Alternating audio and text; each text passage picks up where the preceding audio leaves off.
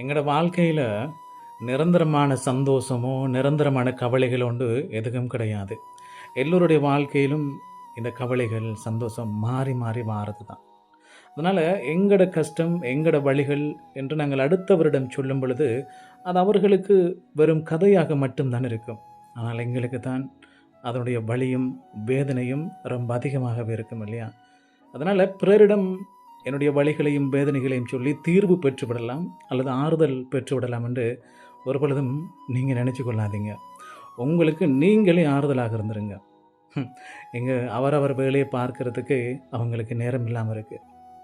எங்களுடைய கவலைகளையும் கஷ்டங்களையும் சொல்லும் பொழுது நம் மீது கரிசனை கொண்டவர்கள் போல அத்தனையும் கேட்டுவிட்டு நாம் இல்லாத பொழுது நம்மை ஏளனம் செய்யக்கூடியவர்கள் தான் இங்கே அதிகமாக இருக்கிறாங்க.